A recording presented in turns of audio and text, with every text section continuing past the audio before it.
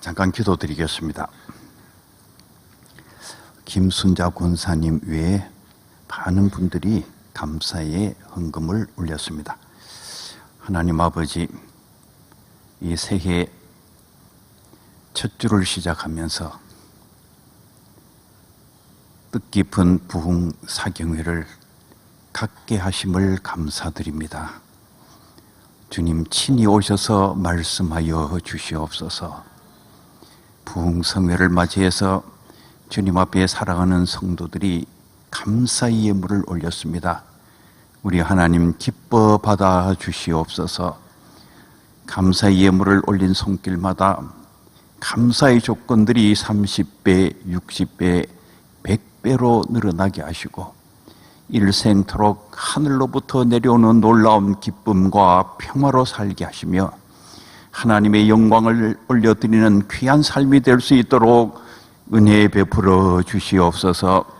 이 자리에 모여있는 사랑하는 모든 성도들 위에도 같은 은혜를 베풀어 주시옵소서.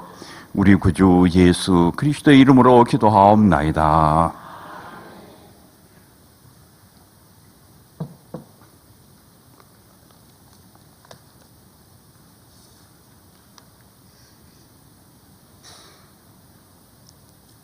여러분 모두에게 하나님의 크신 은혜가 영원토록 함께 하시기를 바랍니다. 그리고 이 약수교회 위에 하나님 함께 하셔서 21세기 우리 민족 역사에 정말 찬란하게 빛나는 위대한 교회가 되기를 바랍니다. 오늘의 주제는 기쁨이에요. 기쁨. 교회는 복음을 전하는 곳이잖아요. 사랑하는 성도 여러분, 복음이 무엇일까요? 복음은 말 그대로 기쁜 소식입니다. 기쁜 소식. 얼마나 기쁜지 자다가도 소리 지를 수밖에 없을 정도로 너무나도 놀랍고도 놀라운 기쁜 소식이에요.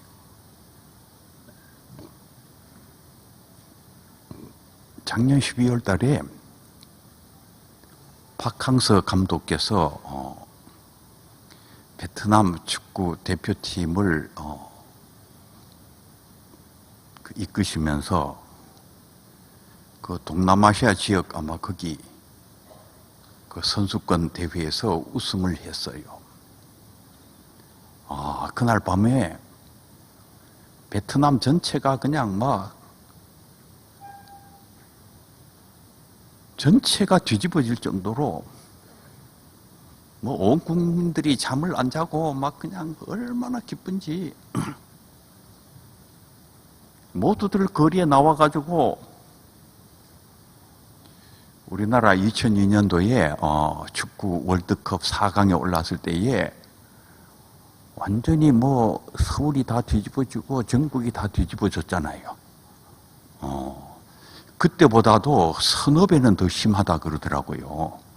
그러니 그냥 온 국민이 감격해서 미쳐가지고 다 뛰어나왔다. 이런 상황이 아닌가 그런 생각이 들어요. 그런데요, 사랑하는 성도 여러분, 이 복음은 그 정도 기쁜 게 아니에요. 그것보다도 몇만 배, 몇십만 배, 몇천만 배 비교도 안 될 만큼 기쁘고 기쁜 소식이 복음이에요. 그러니까 이 복음은 막 까무라칠 정도로 너무나도 기뻐가지고 정신을 못 차릴 정도로 그렇게 놀랍고도 놀라운 기쁜 소식입니다. 그러면은 복음을 전하는 사람의 가슴 속에 뭐가 있어야 되겠어요? 기쁨이 있어야지. 이 가슴이 기쁨으로 가득 차야 되는 거예요. 얼굴에도 그냥 기쁨이 가득 차 있어야 되는 거예요. 기뻐서 그냥 미칠 정도로 이렇게 돼가 있어야지. 여러분, 사도 바울을 잡아다 놓고 너 미쳤구나 그러잖아요. 이게 정말 미칠 정도로 그런 상황이 돼 있어야지 이게 정상이에요. 그런데 주일날 이 성도들의 얼굴을 보면은 이 얼굴이 기쁨으로 가득 차 있어야 되는데 이상하게도 우거지상입니다.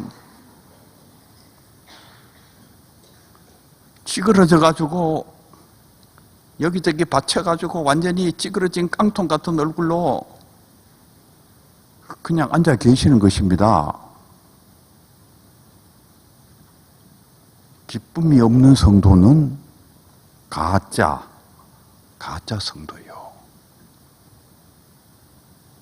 기쁨이 없는 집사님은 가짜 집사요. 기쁨이 없는 권사님은 역시 가짜. 내가 교회 다닌 지 40년이 넘었는데 나보고 가짜라니 이렇게 말씀하실지 모르지만은 가짜입니다. 가짜.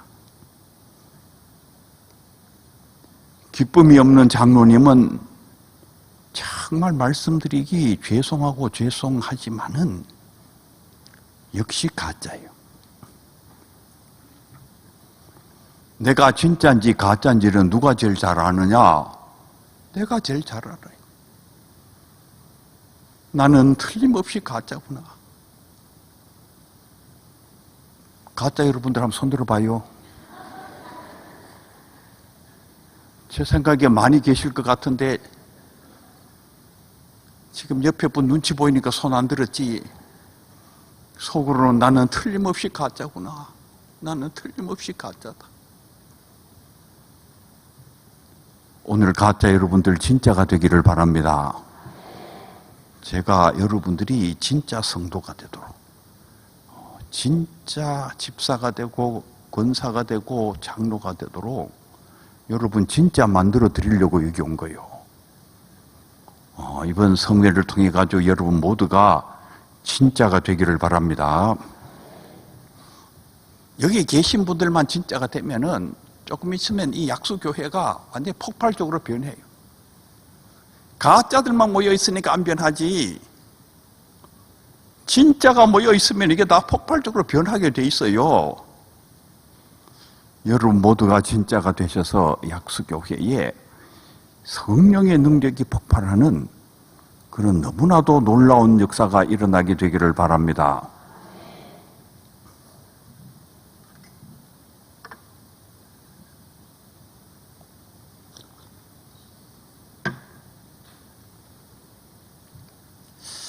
왜 성도들에게 기쁨이 없을까? 제가 성도들을 만나보고 또 신방도 해보고 알게 됐어요. 제가 옛날에 젊었을 때에 부목사 시절에 성도들 가정을 많이 신방을 해봤거든요. 그 성도들 가정을 신방을 하면서 알게 됐어요. 왜 성도들 가슴 속에 기쁨이 없는가? 집집마다 신방을 해보니까 정말 많이 있는 게 있어요. 집집마다 성도들 가정에 가보니까 정말 많이 있는 게 있어요. 여러분 가정에 제일 많이 있는 게 뭡니까? 뭐가 제일 많이 있어요? 돈이 많이 있습니까? 아이고 돈이 많이 있으면 좋지요. 제가 가서 신방을 해보니까 성도들 가정에 제일 많이 있는 게 근심이더라고. 근심. 얼마나 근심 걱정이 많은지 집집마다 그냥 근심 걱정이 그냥 몇 보따리야, 몇 보따리. 자기 자신에 대한 걱정, 직장에 대한 걱정, 사업에 대한 걱정, 자식에 대한 걱정, 건강에 대한 걱정. 어떤 분은 30년 뒤에 일을 걱정하시더라고. 그러니까 이게 막 걱정이 그냥 몇 톤이야, 몇 톤.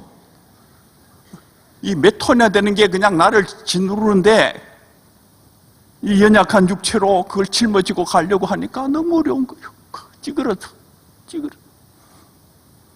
발자국 하나 내딛는 것도 힘들어요.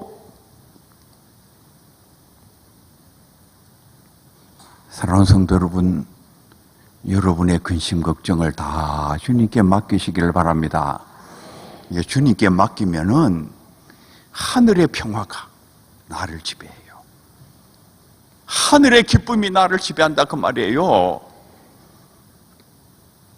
하늘의 평화와 하늘의 기쁨이 여러분을 지배하게 되기를 바랍니다. 영접하는 자 곧 그 이름을 믿는 자들에게는 하나님의 자녀가 되는 권세를 주셨으니. 이게 복음이요, 복음. 복음이 뭐냐? 우리가 하나님의 자녀가 된 게 이게 복음이거든. 영접하는 자 곧 그 이름을 믿는 자들에게는 하나님의 자녀가 되는 권세를 주셨으니. 이거 엄청난 말이에요.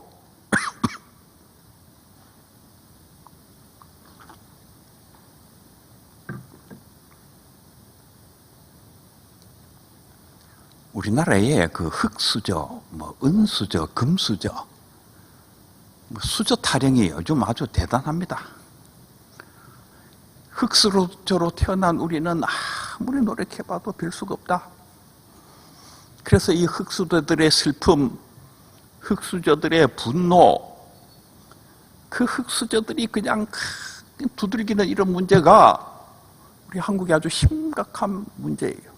그러니까 구조가 뭐가 심각하게 잘못됐다 그 말이지요. 그런데요, 이게 마귀가 지배하는 세상이 원래 그렇게 생겨 먹었어요. 우리가 그 세상을 바꿔서 기쁨의 세상으로 하나님의 나라로 만들어 가야 되는데, 그러나 우선 우리가 살고 있는 이 세상을 지배하는 이 마귀가 지배하는 세상의 특징이 그렇습니다. 원래 이렇게 불의가 깊고, 인류의 역사를 한번 생각해 봐요. 원래부터 인류가 시작될 때부터 그렇게 엉망이었어요.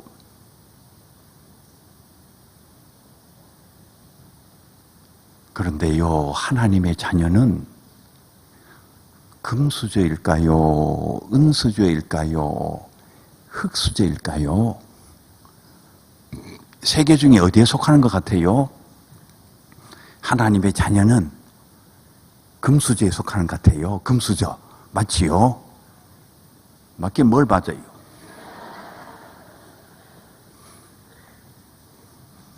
이 금수저 정도가 아니야. 이거 금수저. 이거는 다이아몬드 수저 중에 다이아몬드 수저예요. 얼마나 귀중한지. 금수저, 은수저, 그건 전부 다 도 밑에서 도토리 키재기 하는 거예요. 요즘 말로는 도찐, 개찐. 하여간 그런 거예요, 그거. 저 밑에 있는. 하나님의 자녀는 얼마나 대단한지. 이거는 다이아몬드 수저 중에 다이아몬드 수저예요. 그게 복음이라고요. 영접하는 자 곧 그 이름을 믿는 자들에게는 하나님의 자녀가 되는 권세를 주셨으니. 이거 어마어마한 말입니다. 이 안에 들어있는 이 놀라운 그 엄청난 것을 알지 못하기 때문에 우리가 기쁨이 없는 거지. 우선 하나님의 자녀는 걱정할 필요가 없어요. 걱정할 필요가 없어요. 뭘 먹을까, 뭘 마실까, 뭘 입을까 염려하지 말아라. 이 모든 것은 다 이방인들이 하는 것이다. 누가 하는 것이다? 이방인들. 그러니까 하나님을 알지 못하는 사람들. 이 예배당에 안에 계신 분이 아니고 이 예배당 밖에 계시는 분들, 저 밖에 나가면은 그렇게 산다 그 말이에요. 그런데 하나님의 자녀들은 걱정할 필요가 없다고 말해요. 뭘 먹을까, 뭘 마실까, 뭘 입을까 걱정하지 말아라. 이런 것들은 다 이방인들이 한 것이다. 너희들이 하는 것이 아니라 그 말이에요. 이방인들이 하는 것이다. 공중에 나는 새를 봐라, 들에 피는 백합화를 봐라. 심지도 거두지도 아니하되 하늘에 계신 천부께서 이렇게 입히시거늘 하물며, 저는 그 하물며라는 말이 늘 은혜가 돼요. 하늘에 계신 천부께서 이렇게 입히시거늘 하물며 너힐까 보냐. 여러분의 근심 걱정을 다 주님께 맡기시길 바랍니다. 걱정할 필요가 없다 그 말이에요. 걱정할 필요가 없다. 제가 20세기 그 실존주의 철학자들의 글을 읽어봤어요. 참 세계적으로 위대한 실존주의 철학자들. 이 실존주의 철학자들이라는 분들은 인간의 본질을 주로 많이 연구를 하신 거예요. 근데 그 위대한 실존주의 철학자들이 인간의 본질을 연구를 하셨는데 답이 똑같이 나왔어요. 인간의 본질이 불안이더라는 게 불안. 사람은 두려워하며 산다는, 걱정, 근심하면서 산다는 것입니다. 불안해하면서 산다는 거요. 절망을 느끼면서 산다는 것입니다. 캄캄한 어둠 속에서 살더라는 거요. 이게 인간의 본질이라는 것입니다. 그 누구도 여기에서 빠져나가지 못하더라는 거예요. 권력이 있는 사람도 그 불안 속에서 빠져나가지 못하고, 학식이 있는 사람도 거기에서부터 빠져나가지 못하더라는 거예요. 이 세상에 살고 있는 모든 사람의 실존이 그렇게 되어 있더라는 거예요. 여러분들은 무슨 권력만 좀 더 잡으면은 행복해질 줄로 생각하지요? 아닙니다. 절대로 그렇잖아요. 높은 자리에 올라갈수록 바람은 더 세고 더 불안해져요.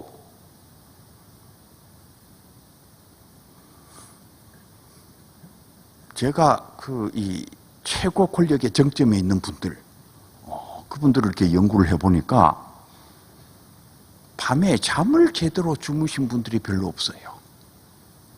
잠을 못 자는 거예요. 그래가지고 아주 독한 술을, 그것도 조금 마시는 게 아니에요. 그냥 막 퍼마셔가지고 막 완전히 돌도록 마셔가지고 그래가지고 이렇게 자는 거예요. 아니면은 막 약을 먹든지. 경호원들이 2겹, 3겹, 4겹 지키고 있는데도 불안한 것입니다. 두려운 거예요. 잠을 제대로 못 자는 것입니다.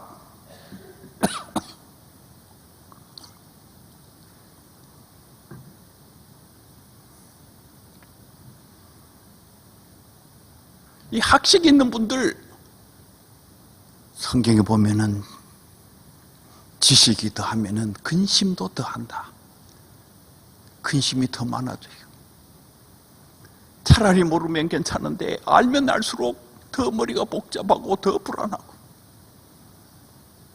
세계적인 문호 해밍웨이라는 분이 있잖아요. 무기의 자리끄라, 노인과 바다, 그 유명한 소설을 쓰신 세계적인 문호 해밍웨이. 그런데 그분께서 결국 머리에다가 총을 탁 갖다 대시고는 빵! 그리고 돌아가신 거예요. 여러분, 세계적인 예술가, 세계적인 철학자들 자살한 사람이 얼마나 많은지 몰라요. 보통 사람들보다 훨씬 더 많이 자살합니다. 왜 자살을 하느냐? 그분들은 우리보다도 훨씬 더 예민하셔서 이 인생의 어둠을 너무나도 잘 알고 있어요. 견딜 수가 없는 거요. 견딜 수가 없어서 죽는 것입니다.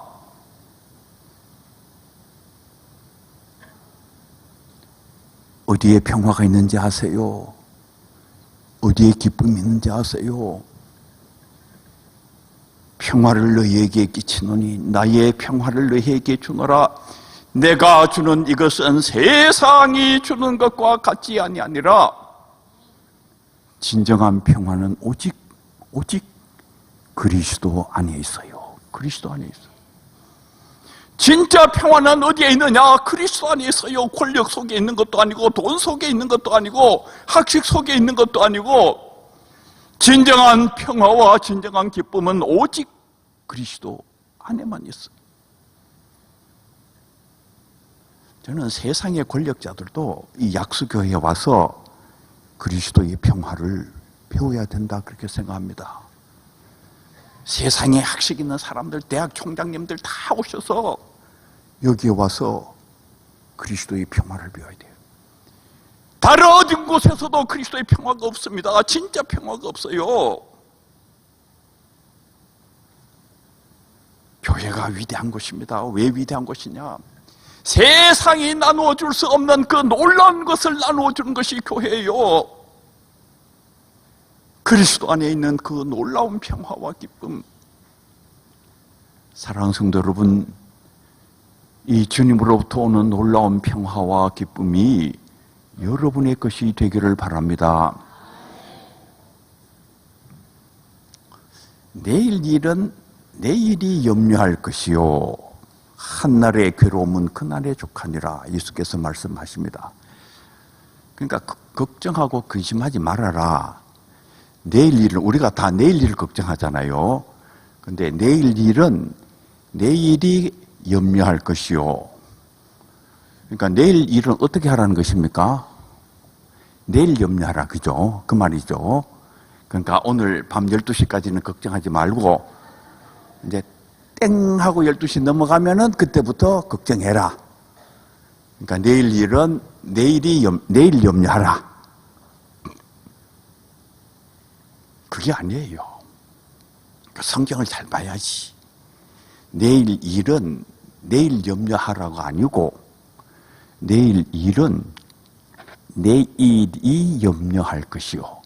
그러니까 내일 염려하라가 아니고 내일 일은 내일이 염려할 것이요.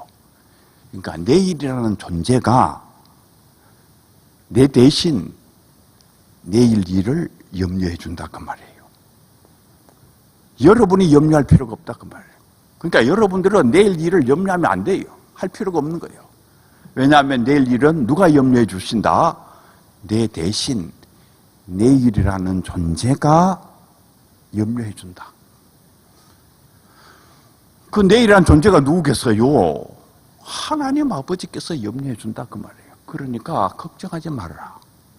그러니까 내일 일은 내일이 내 대신 염려해 주기 때문에, 그러니까 내게 관계되어 있는 모든 일들은 누군가가 다 염려해 준다 그 말이에요. 하나님 아버지께서 다 염려해 주기 때문에 염려하지 말라 그 말이에요.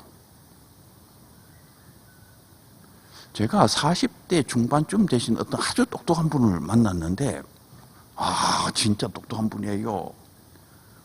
근데 이분은 죽을 때를 염려하시더라고. 근데 그분이 죽을 때 염려하는 이야기를 하시는데 진짜 실감나게 얘기를 하시더라고. 그러니까 이 참 머리 좋은 분도 문제가 많아요. 차라리 머리가 나빠가지고 그냥 모르면 좋은데, 이게 머리가 너무 똑똑해가지고 그냥 너무나도 염려가 큰 거요. 죽을 때 일은 언제 염려합니까? 죽을 때 염려하면 되죠, 그죠? 맞지요? 죽을 때 그때 가가지고 염려하는 거지. 아직도 지금 제 얘기를 지금 못 알아들어가지고 지금 맞다고 고개를 끄덕끄덕 하는 분들이 계세요. 죽을 때 일은 그 죽을 때가 염려해 준다 그 말이에요. 여러분이 염려하는 게 아니고, 죽을 때 일은 죽을 때 가가지고 염려하라 그 말이 아니고, 여러분이 죽을 때 일은 죽을 때가 여러분을 대신해서 염려해 주니까 염려할 필요가 없다 그 말이에요. 죽을 때도 염려할 필요가 없다. 지금 연세 좀 드신 분들은 죽을 때 염려하고 있는 분들 많을 텐데, 오늘 이 시간부터 염려하지 말기를 바랍니다. 죽을 때는 누가 염려한다? 죽을 때가 염려해 주는 거예요. 여러분 대신해가지고 하나님 아버지께서 여러분을 대신해서 다 염려하고 있다고. 그러니까 지금부터 주님 만나는 그날까지 그 어떤 것도 염려할 필요가 없다 그 말이에요. 사랑하는 성도 여러분, 모든 것을 주님께 맡기시고 하늘로부터 내려오는 평화와 기쁨을 가지고 살아가시기를 바랍니다. 우리가 염려만 주님께 맡기고 살아가도 마음에 기쁨이 와요. 시간 하늘로부터 기쁨이 내려오는데 얼마나 기쁜지 몰라요. 세상을 봐도 마음에 근심 걱정을 가득 가지고 있으면은 세상에 아름다운 게 하나도 안 보여요. 그런데 근심 걱정을 주님께 맡기고 세상을 보면은 세상이 어떻게 그렇게 아름다운지, 이 가슴에 근심 걱정을 가득 채우고 사람을 보면 사람들이 얼마나 미운지 몰라요. 저건 내 저 모양이고 저건 내 저 모양이고 가서 뒤져라. 그런데요, 근심 걱정을 다 맡기고 하늘로부터 내려오는 그 평화와 기쁨을 가지고 사람들을 보면 얼마나 고마운지. 너는 왜 이렇게 이쁘게 생겼느냐? 네가 하는 일은 왜 이렇게 아름다우냐? 사랑하는 성도 여러분, 이렇게 살아가시기를 바랍니다. 구하라 그리하면 주실 것이요, 찾으라 그리하면 찾을 것이요, 문을 두드리라 그리하면 열릴 것이니, 자식이 떡을 달라는데 돌을 주며 생선을 달라는데 뱀을 줄 자가 있겠느냐? 너희가 악할지라도 자식들에게 좋은 것을 줄 줄 알거든. 하물며, 거기도 하물며가 있어요. 저는 이 하물며라는 단어가 나올 때마다 이게 감동이 돼요. 감동이 돼요. 너희가 악할지라도. 사실 우리가 악하잖아요. 여러분들 예배당에 오신다고 다 이쁘게 입고 오셔가지고 얼른 보면은 이쁘게 보이는데, 요 껍질 하나만 요렇게 벗겨가지고 보면은 다들 악하시거든. 주님께서 우리가 악한지를 알고 계시는 거예요. 너희가 악할지라도. 우리가 악하지. 그런데 너희가 악할지라도 자식들에게 좋은 것을 줄 줄 알거든. 우리가 자식들에게 좋은 것을 주려고 그러잖아요. 하물며. 이 하물며라는 단어를 들어봐요. 하물며. 하늘에 계신 천부께서 구하는 자들에게 좋은 것을 주시지 않겠느냐? 구하는 자에게 뭐를 주신다고요? 좋은 것을 주시는 거요. 좋은 것.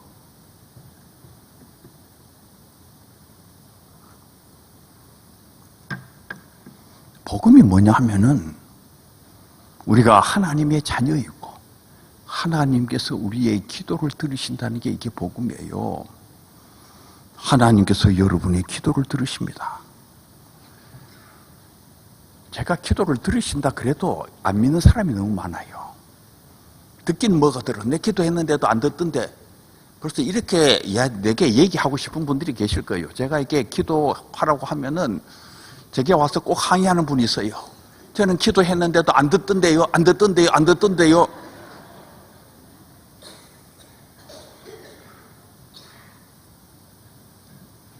우리의 기도는 단어 하나, 음절 하나 땅에 떨어지지 않아요. 하나님께서 다 들으십니다. 정말 다 들으세요.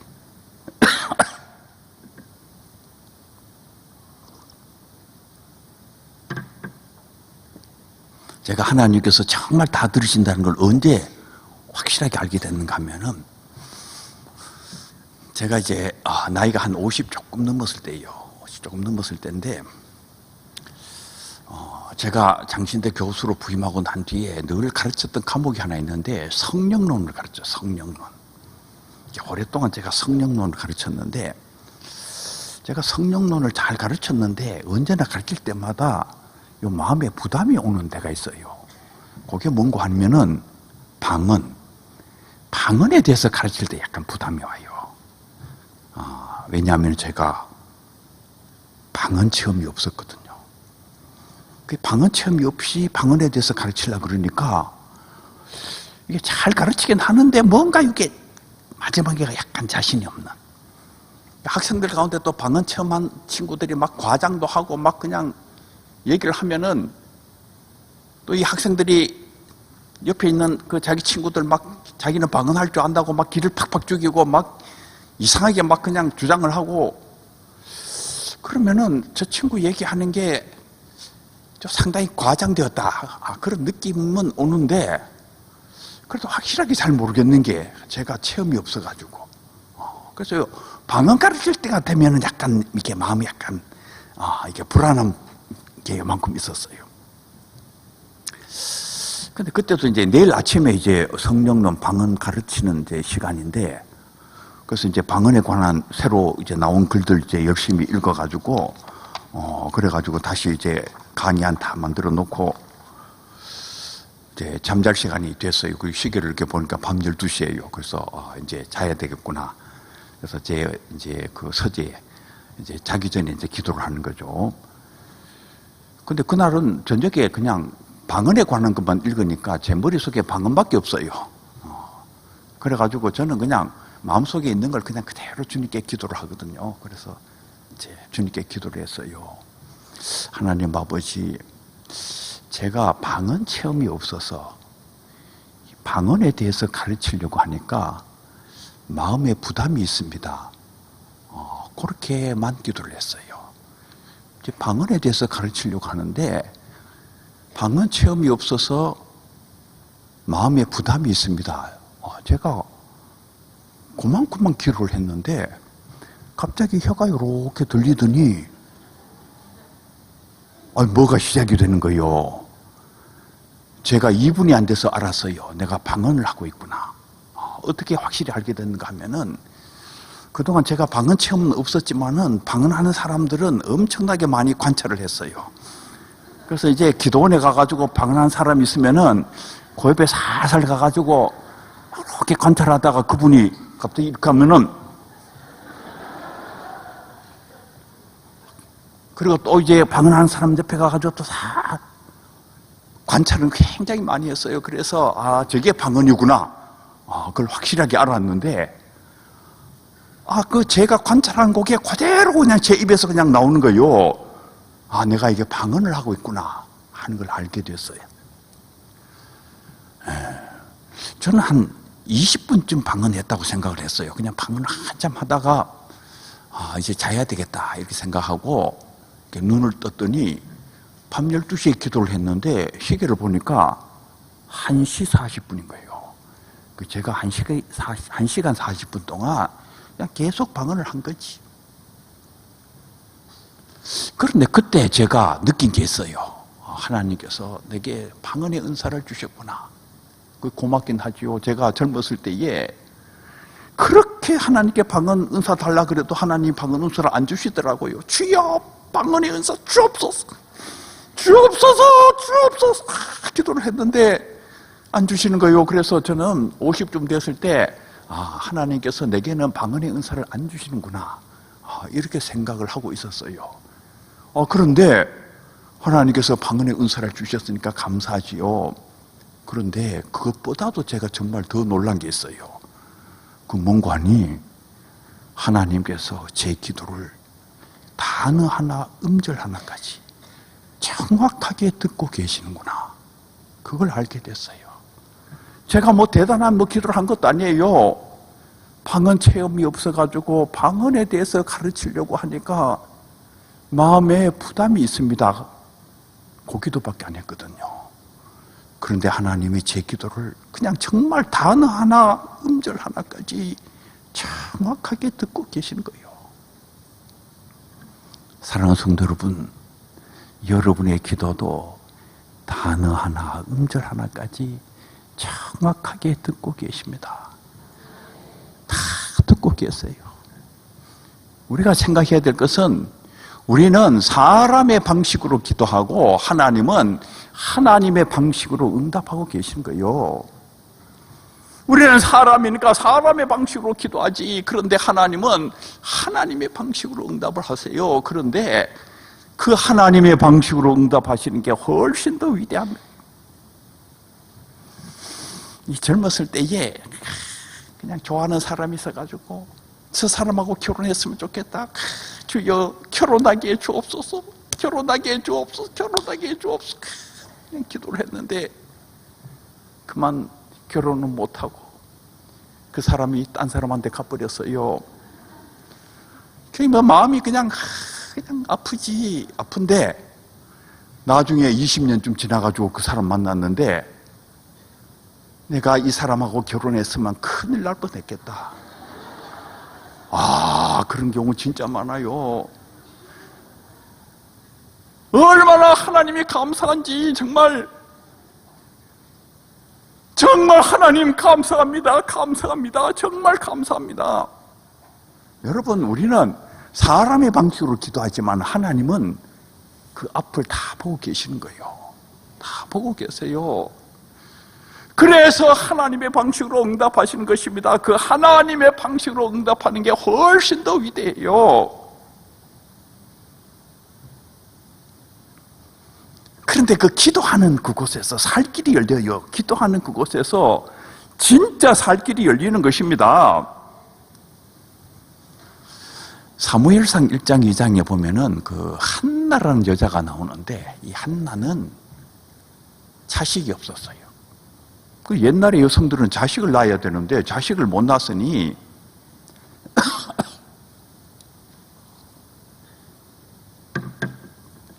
근데 한나의 남편인 엘가나에게는 브닌나라는 다른 여자가 있는데 그 브닌나에게는 자식이 있는 것입니다. 그래서 한나가 이 브닌나 때문에 살 수가 없어요. 치여가지고 얼마나 괴로운지. 그래서 잠도 못 자고 밥도 제대로 못 먹고 가만히 앉아 있으면 눈물이 저절로 뚝뚝 떨어져.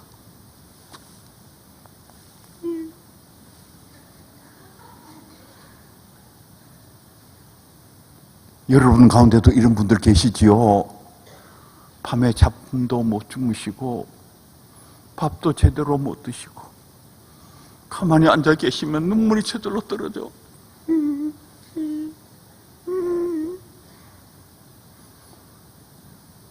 이런 분들 어떻게 해야 될까요? 어떻게 해야 되겠어요? 한나가 여호와의 전에 나가는 거예요. 그리고 여호와의 전에 엎드려요.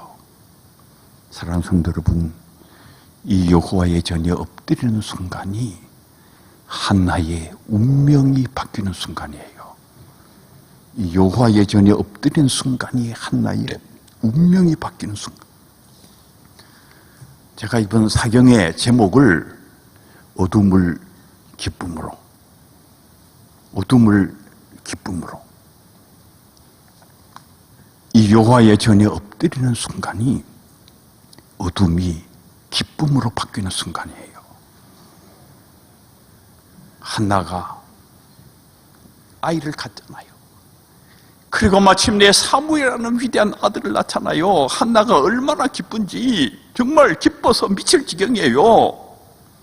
내 마음이 여호와로 말미암아 즐거워하고, 내 마음이 즐겁다 그 말이에요. 내 마음이 기쁘다.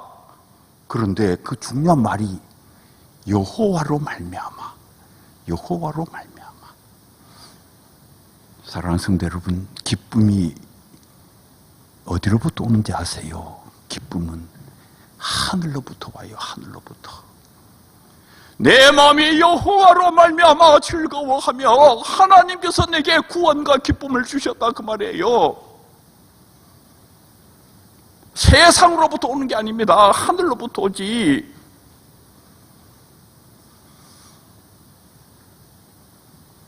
저는 결혼식 주례를 자주 하는데 결혼식 주례 할 때마다 늘 신랑 신부에게 얘기를 합니다.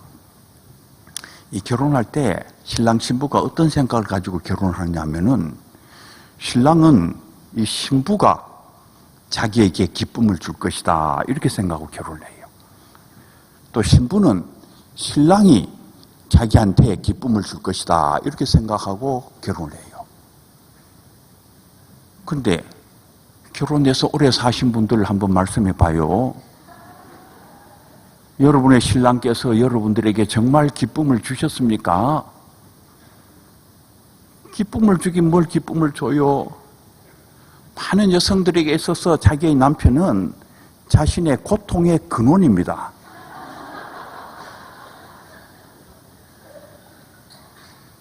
기쁨은 무슨 기쁨? 기쁨이 안 온다고 그냥 달달 볶는다고 해가지고 되는 것도 아니에요. 볶아봐도 헛일입니다. 여러분의 신랑께서 여러분에게 기쁨을 주셨다면은 하나님께서 여러분의 신랑을 통해서 여러분에게 주시는 기쁨이에요. 정말 감사할 일입니다. 이 죄 많은 인간이 뭔 기쁨을 줘요? 얼마나 이기적인데 남편도 이기적이고 아내도 이기적이고 전부 다 지밖에 모릅니다. 기쁨이 어디서부터 오느냐? 기쁨이 하늘로부터 오는 거예요. 하늘로부터. 내 마음이 여호와로 말미암아 즐거워하며. 사랑하는 성도 여러분, 주님 앞에 나와서 여러분의 운명도 바꾸고 하늘로부터 내려오는 기쁨이 여러분의 삶 속에, 여러분의 가정 속에 가득 차게 되기를 바랍니다. 오늘 제가 여러분들에게 말씀드린 이 말씀을 기억하고 사시는 분은 진짜 삶의 어둠이 기쁨으로 바뀌는 거예요. 여러분 모두 여러분의 삶의 어둠이 기쁨으로 다 바뀌게 되기를 바랍니다.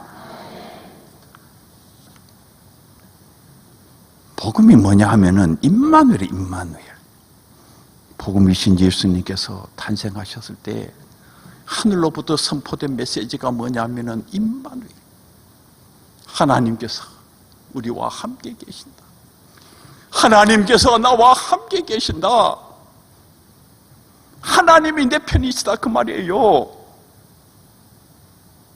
내가 죄가 많음에도 불구하고 하나님께 충성되지 못한 그런 존재였음에도 불구하고 하나님께서 나를 사랑하시고 내 편이 되어주시고 나와 함께 계신다.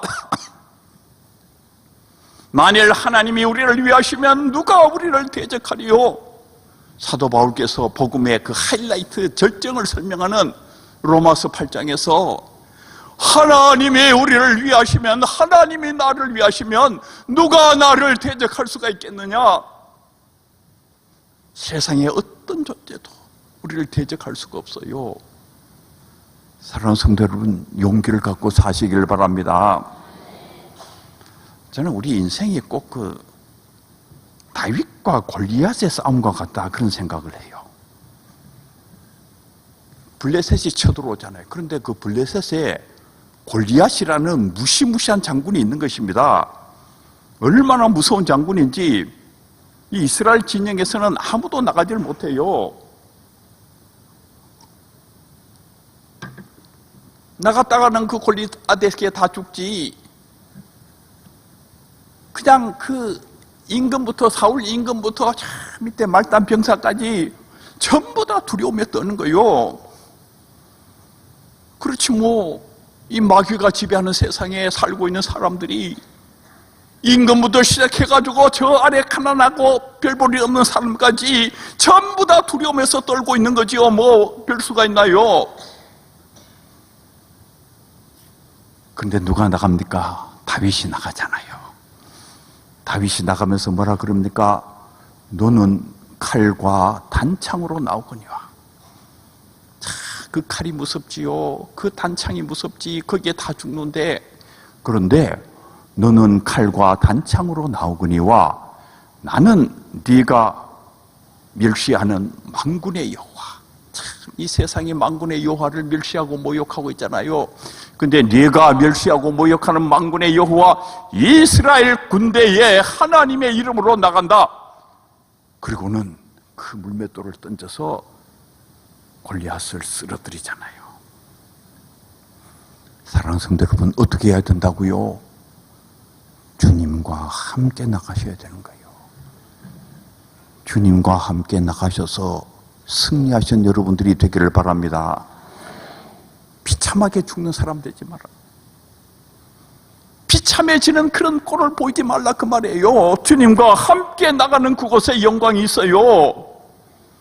하나님이 우리와 함께 계신다 그 말이에요.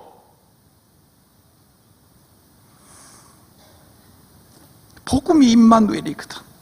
하나님이 나와 함께 계시고 하나님이 우리와 함께 계신다.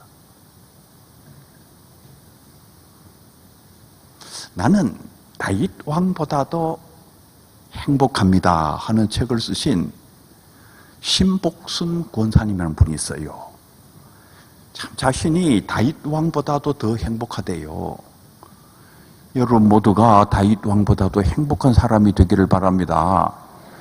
이 신복순 할머니가 누구냐 하면은 천안의 명물 호두과자. 다 아시죠? 천안의 명물 호두과자. 그 호두과자의 주인공이에요. 천안의 명물 3가지가 있는데, 하나는 천안 삼거리, 그리고 또 하나는 천안의 능수보들. 그런데 천안 삼거리도 없어지고 천안의 능수보들도 없어졌어요.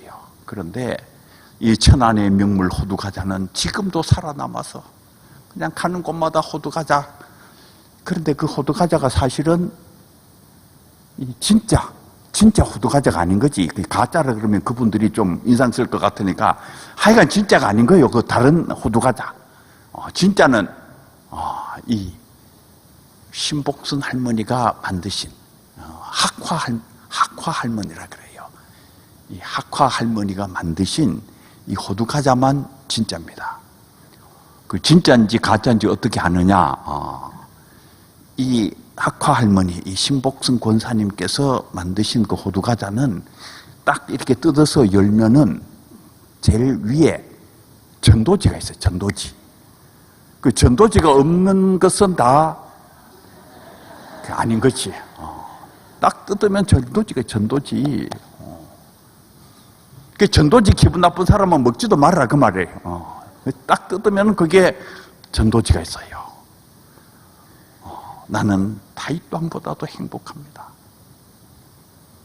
근데 이 신복순 권사님께서 뭐 조건이 그렇게 그냥 좋았던 게 아니에요. 처음에는 이제 옛날 그 당시에 일제시대 때 여학교를 나왔으니까 인텔이지요. 그러니까 참 여학교를 나온 것만 하면은 참 대단한 것인데, 근데 이 신복순 할머니의 어머니께서 무당한테 가셨더니 무당께서 하시는 말씀이, 당신 딸은 좋은 집안에 시집을 보내면은 일찍 죽게 돼가 있으니까 좋은 집안에 보내면 안 되고 별 볼 일 없는 집안에 보내야 된다.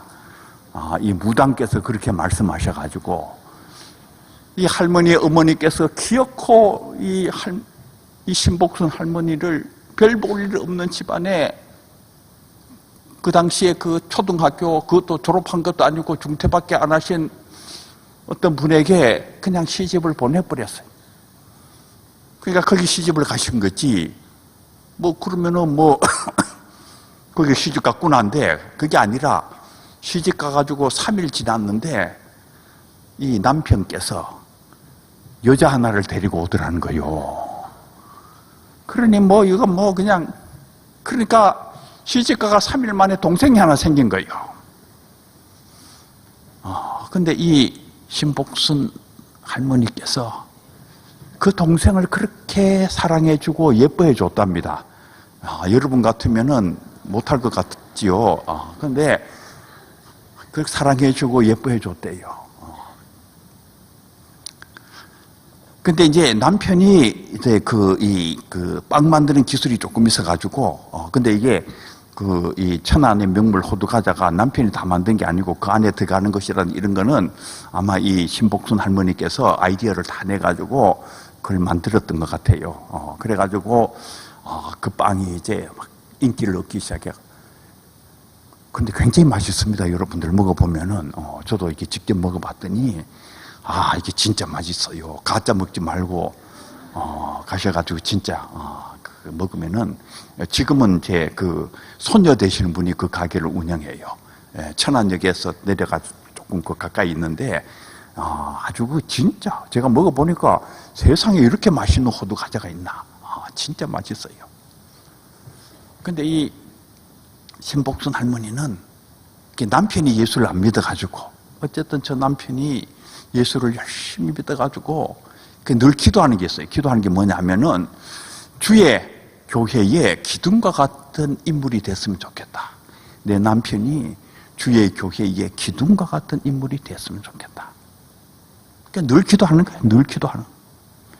그러니까 남편 보고 예배당에 가자 그래도 안 가는 거예요. 니 나가라. 난 안 간다. 그러니까 뭐 남편은 아무리 전도해도 안 가는 거예요. 남편이. 그래도 남편을 위해서 열심히 기도하시고. 근데 여러분, 기도하면은 반드시 이루어져요. 열심히 맨날 니 나가라 그런데도 때가 되면은 오게 돼 있어요. 그게 하나님을 이길 수가 없으니까. 그 니나 가라 그러던 그 남편께서 어느 날부터 시름시름 앓더니 갑자기 이렇게 몸져 누워버리더라는 거예요. 어디서 병이 들어가지고. 그 몸이 점점 이상해지더니 그 다음엔 걸어다니지를 못하고 휠체어 타고 움직이는 이런 신세가 되었어요. 그러니까 처참해진 거지요. 그래가지고 이 신복순 할머니께서 여보 우리 저 기도원에 가가지고 기도하십시다. 그래가지고 이제 옛날 같으면 기도원 갑니까? 그런데 이게 무슨 병이 들어가지고 휠체어 타고 있으니까 그제서야 마누라 말이 이제 귀에 들어오는 거지요. 그래서 이제 김천에 있는 기도원에 이제 갔어요. 거기 가가지고 이제 두 사람이 열심히 기도하는데 이게 무슨 일인지 자기 남편이 조금씩 이게 호전되기 시작하는 거예요.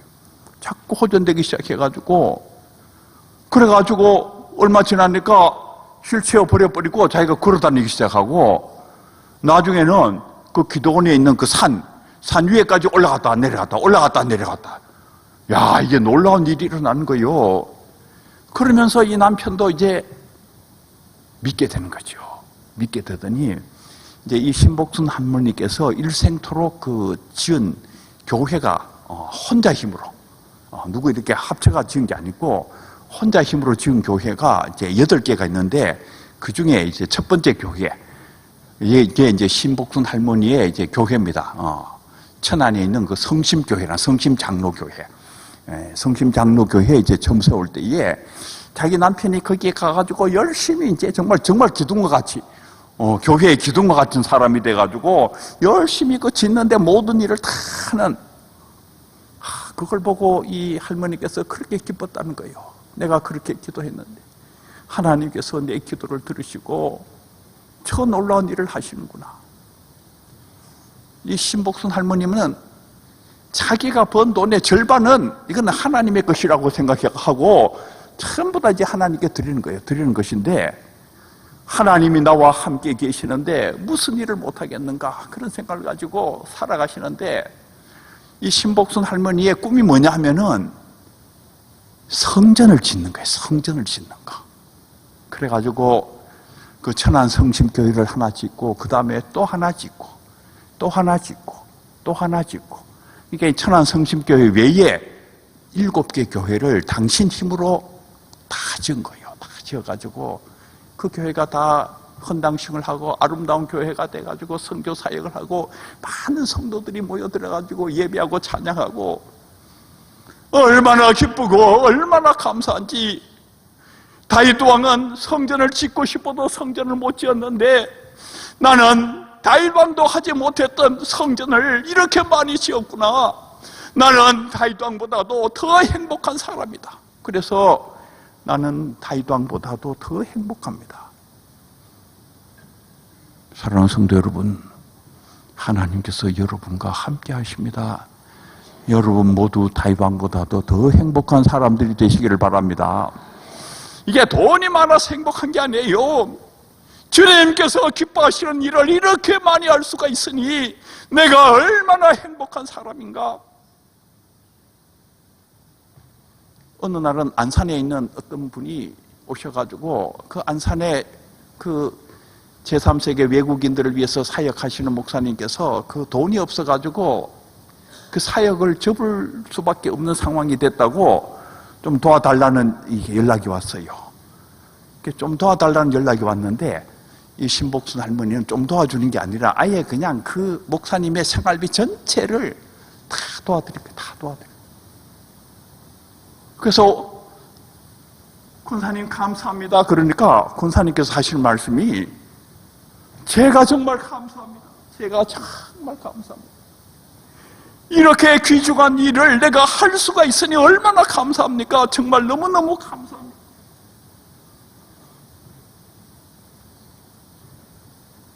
그러니까 내가 뭐 돈 대주니까 나한테 와서 감사해야지 이런 자세가 아니에요. 내가 이 귀중한 일을 내가 할 수가 있게 됐으니까 이게 너무나도 감사합니다.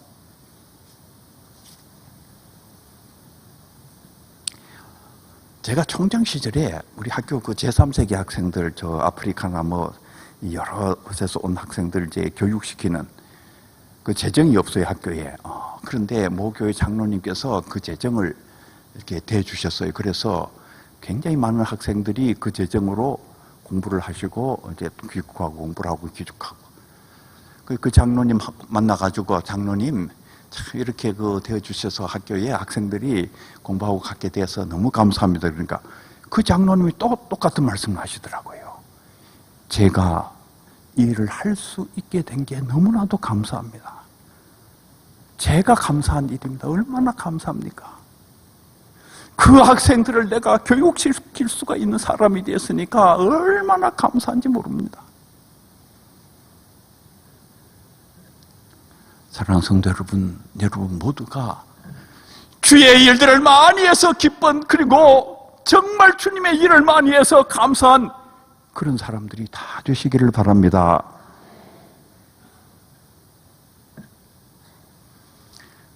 우리가 이 세상에서 잘하고 하나님의 영광을 드러내고 귀한 일들을 하는 것도 다 중요하지만은 또 이 세상에서 뭐 잘 먹고 잘 사는 게 뭐 좋긴 하지요. 그렇지만은 진짜 중요한 것은 우리가 영원히 사는 것이죠. 자, 복음이 뭐냐 하면은 예수님께서 십자가에서 우리 위해 죽으신 게 복음이잖아요. 우리의 죄를 용서하시고 하나님께서 예수 그리스도의 죽음을 앞에 두고 어마어마한 자비의 법을 선포하잖아요. 누구든지 예수님께 오기만 하면, 누구든지 예수님을 믿기만 하면은 죄를 용서하고 살려주는 은혜를 베푸는 어마어마한 자비의 법이 선포된 것입니다. 제가 한 20년쯤 전에 시부를 보다 보니까 저기 히말라야 산맥 어디에서 이 영성 수련하는 분을 하나 봤어요. 근데 이분은 영성 수련을 어떻게 하시는 거 하니까 이렇게 손을 하나 들어서 하시더라고, 이렇게. 근데 고행을 하세요. 이렇게 굉장히 고행을 해야지 이제 구원을 얻을 수 있다고 생각하셨던 것 같아요. 그래서 이렇게 올려가지고 고행을 하시면서 이제 하시는데, 이게 손을 올려가지고 이게 손을 내리지 않아요. 근데 하루 종일 주무실 때도 이걸 안 내려요. 이렇게 딱 붙여가지고. 얼마나 힘듭니까? 옛날에 공부 못 하셔서 벌 쓰신 분들 다 알잖아요. 1시간만 이렇게 써도 얼마나 힘듭니까? 근데 이거를 24시간 주무실 때도 이렇게 있으니까, 그런데요, 이분이 이걸 몇 년 하셨는가 하니 18년을 했어, 18년.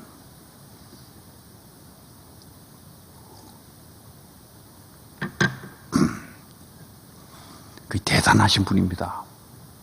여러분, 이거 18년 하실 수 있는 분 있어요?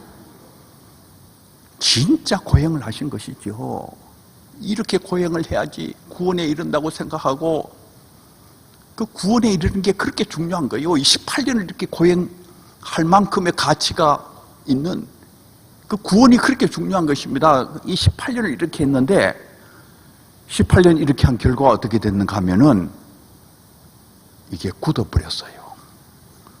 이제는 안 내려오는 거예요. 그러니까 병신 되신 것이지. 그 18년 고행한 결과가 뭐냐면 병신 된 거예요, 병신. 제가 그분을 보면서 저분이 마귀에게 속았구나. 마귀에게 속은 거예요. 성경을 보면은 마귀는 거짓말하는 영이에요. 미혹의 영. 거짓을 얘기하는 거예요. 내가 이렇게 고행을 해야지 너는 구원에 이를 것이다. 근데 세계 종교를 연구해 보면은 이런 게 얼마나 많은지 몰라요. 세계 종교가 일반적으로 고행의 종교입니다. 이렇게 고행을 해야지 구원에 이를 것이다. 우리 기독교는 자비의 종교예요. 은혜의 종교입니다. 하나님께서 당신의 외아들 예수 그리스도의 죽음을 앞에 두고 어마어마한 자비의 법이 선포되었어요. 누구든지 예수님을 믿기만 하면, 주님 앞에 나오기만 하면 살려주시는 어마어마한 자비의 법. 이 자비의 법이 복음이에요. 사랑하는 성도 여러분, 이 어마어마한 자비의 법을 땅끝까지 전하시는 복음의 일꾼들이 다 되시길 바랍니다.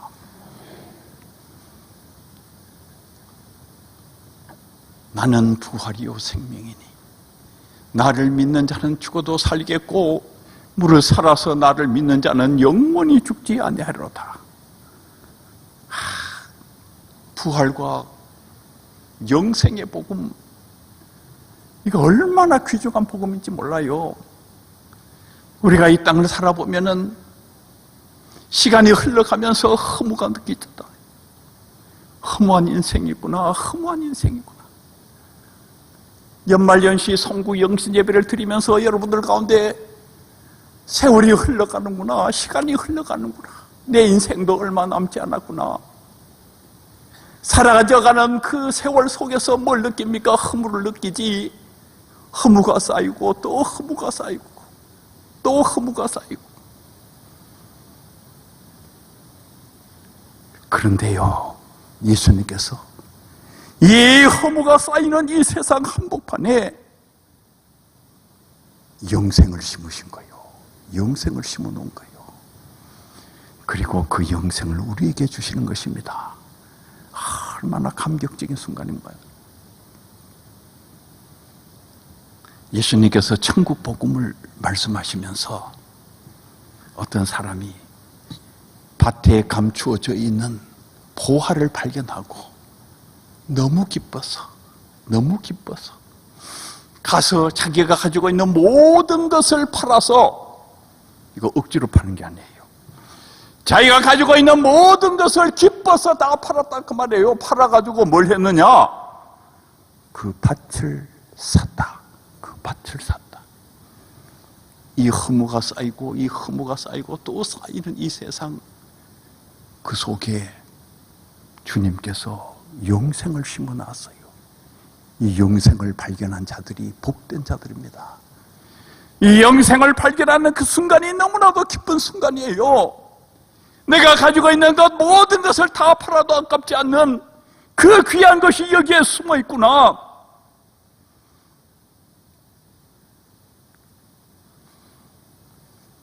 진시황이 안 죽고 싶었거든요. 중국을 통일해가지고 최초의 통일 황제가 됐는데, 그 넓은 땅을 다스리는 황제가 됐지만은 죽음의 어두운 그림자는 벗어날 길이 없는 것입니다. 안 죽고 싶은데 나이는 자꾸 들고 늙어가고. 그래서 신하들을 불러가지고 얘기하잖아요. 땅끝까지 가서라도 불로초를 찾아오느라, 땅끝까지 가서라도 불로초를 찾아오느라. 그래서 이 진시황의 신하들이 그 불로초를 찾아 나가잖아요. 이 황궁에 있는 모든 재물을 가지고 가서라도, 땅끝까지 가서라도 불로초를 찾아와야 된다. 그래서 그 많은 재물을 싣고 불로초 찾아 나갔는데 아무도 불로초를 찾아오지를 못했어요. 사랑하는 성도 여러분, 불로초가 어디에 있습니까? 어디에 가면 불로초가 있습니까? 어디에 불로초가 있어요? 불로초가 어디에 있는지도 몰라요. 불로초가 예수 그리스도 안에 있어요. 예수 그리스도 안에. 불로초가 어디에 있느냐? 이 약속교회 안에 있지. 여기에 오면 불로초를 발견할 수 있는 것입니다. 세상 어디에도 없는 그 불로초가 이 약속교회 안에 있어요. 사랑하는 성도 여러분, 여러분 모두 불로초를 발견하시고 기뻐하시는 분들이 되기를 바랍니다. 나는 부활이요 생명이니 나를 믿는 자는 죽어도 살겠고 죽어도 산다 그 말이에요. 그런데 살아서 나를 믿는 자는 영원히 죽지 아니하리로다. 저는 언젠가는 죽는 줄 알았어요. 그런데 성경 말씀을 자세히 보니까 안 죽는 거예요. 살아서 나를 믿는 자는 영원히 죽지 아니하리로다. 우리가 미국 갈 때에 인천공항에 가서 비행기를 타잖아요. 그 비행기 타서 그냥 한숨 자고 나면은 비행기가 어디까지 왔느냐? 미국 샌프란시스코 공항까지 와서 이렇게 보면 금문교도 보이고 아름다운 샌프란시스코 땅이 보이는 거요. 미국 땅에 온 거지. 똑같은 거요. 우리가 잠깐 눈을 감고 있으면 천국에 도착하는 것이지. 살아서 나를 믿는 자들은 영원히 죽지 아니하리로다. D.L. 무디 목사님은 참 위대했던 목사님이에요. 한번 설교하면 그냥 몇백 명, 몇천 명씩 막 회개하는, 사도 베드로 이후로 가장 위대한 부흥사요 설교가라 그러잖아요. 이 무디 목사님. 근데 이 무디 목사님께서 어느 날 좀 화가 나 계시는 것입니다. 그리고는 말을 이렇게 시작을 하시는 것입니다. 여러분, 제가 그렇게 늙었습니까? 성도들은 무슨 말인지 모르죠. 아니, 목사님이 왜 저렇게 화가 나셔가지고 또 말씀 시작을 제가 그렇게 늙었느냐고 이야기를 시작하시는가? 근데 왜 이게 무디 목사님이 화나가지고 지금 이런 말씀을 하시는가 하면은, 그날 아침 조간신문에 무디 목사님에 관한 기사가 났어요. 근데 그 기사 내용은 다 좋은 것인데 그 중간에 이상한 말이 하나 들어가 있었어요. 그게 뭔가 하니 The Old Moody. Old Moody. 그 올드란 말이 지금 무디 목사님의 이 심장을 지금 찌른 거예요. 늙은 무디. 이 젊은 분들은 그 올드란 단어가 얼마나 나쁜 단어인지 모를 거예요, 아마. 그 올드란 단어는 쓰면 안 돼요. 그거 아주 나쁜 단어니까. 근데 그것도 모르고 계속 쓰는 분들이 있어요.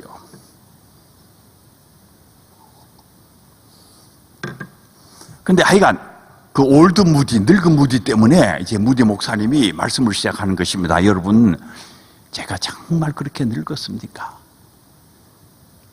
제 나이가 몇인지 아십니까? 제 나이가 62입니다. 그때 무디 목사님의 연세가 62이었어요. 요즘 62은 정말 젊었지요. 요즘 62 되신 분 보고 늙었다 그러면은 그 입은 그냥 테이프로 발라.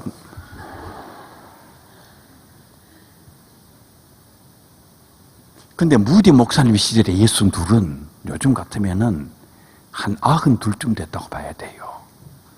왜냐하면은 무디 목사님께서 62에 세상을 떠났어요. 그러니까 이제 세상 떠나기 직전입니다. 여러분, 제가 얼마나 살 것 같습니까? 100년을 살 것 같습니까? 아닙니다. 저는 더 살아야 됩니다. 1000년을 살 것 같습니까? 아닙니다. 저는 더 살아야 됩니다. 10,000년을 살 것 같습니까? 아닙니다. 저는 더 살아야 됩니다. 10,000,000년을 살고 또 10,000,000년을 살고 그것도 모자라서 또 10,000,000년을 살고 그렇게 저는 영원히 살아야 됩니다. 그런데 제가 이제 고작 62회를 살았습니다. 제가 얼마나 젊습니까? 무디 목사님이 이렇게 설교를 하셨어요. 제가 무디 목사님의 그 설교를 읽으면서 충격을 받았어요. 위대한 목사님이 아닌가. 복음이 그냥 가슴 속으로 그냥 팍 이렇게 그냥 뚫고 들어오는 거예요. 제가 고작 62회를 살았습니다. 제가 얼마나 젊습니까?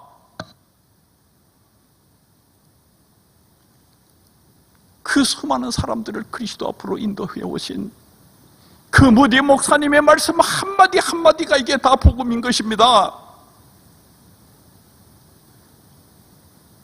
제가 고작 62회밖에 살지 못했습니다. 제가 얼마나 젊습니까? 제가 그날 이후로 젊게 살기로 결심을 했어요. 여러분들 가운데 어떤 분이 저보고 늙었다 그러시면은 그 입을 테이프로 이렇게 발라놔요. 여러분 가운데 연세가 82살인 신부는 이제 고작 82회를 사신 거예요. 젊으신 것입니다. 여러분들은 모두 주님 만나는 그날까지 다 젊게 살기를 바랍니다. 우리가 고작 그것밖에 살지 못한 것입니다. 살아서 나를 믿는 자는 영원히 죽지 아니하리로다. 사랑하는 성도 여러분, 복음은 기쁨이에요. 여러분 가슴이 하늘로부터 내려오는 기쁨으로 가득 차게 되기를 바랍니다.